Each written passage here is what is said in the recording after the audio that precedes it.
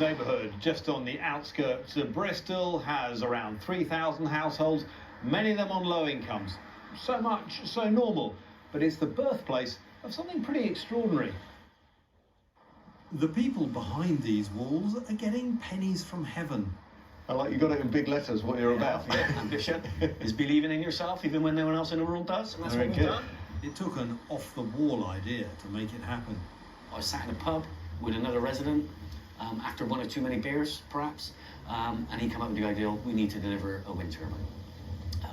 I said, listen, you've had far too much to drink, get a goat, we're going home.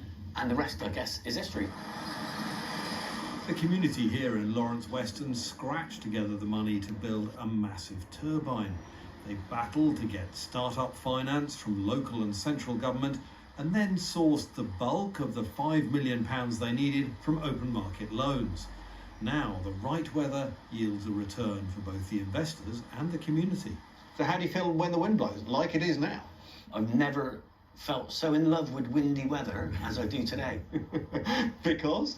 Because that's turning the largest wind turbine in England that we happen to own as a community group. And by those blades turning, means that we're generating economic sustainability for our impoverished community.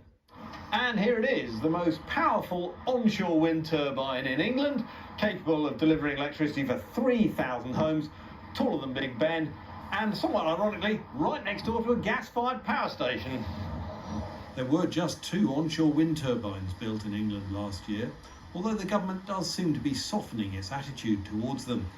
The key to getting them built is getting the community involved, not thrusting these turbines on them.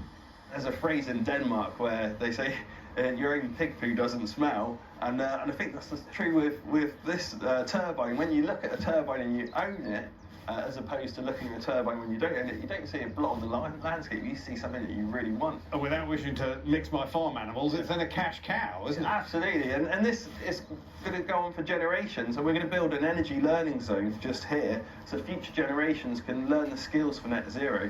David is hoping to prove that this model can work and roll it out on a much bigger scale.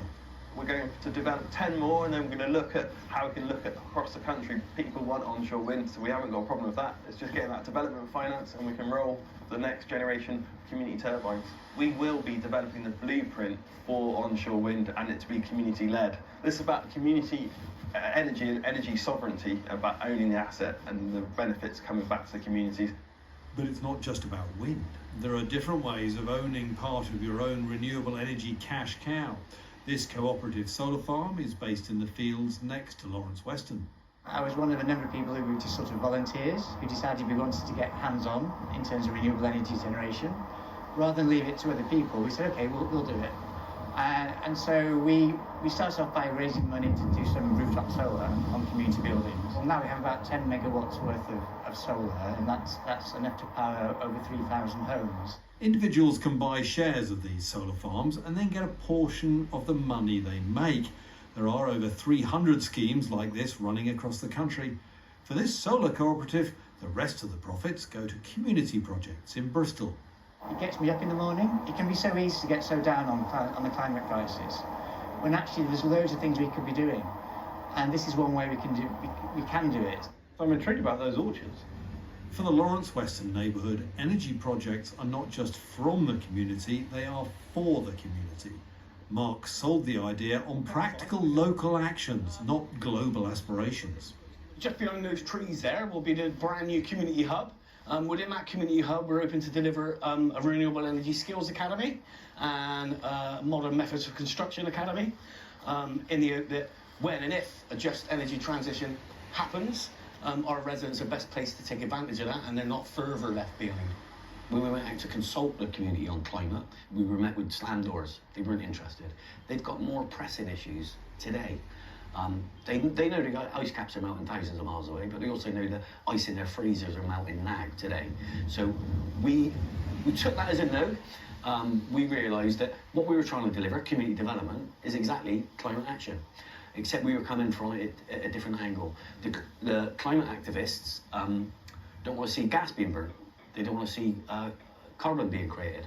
We don't want to see our money being burnt. We don't want to see debt being created. Here, fighting climate change and fighting poverty are the same battle. how often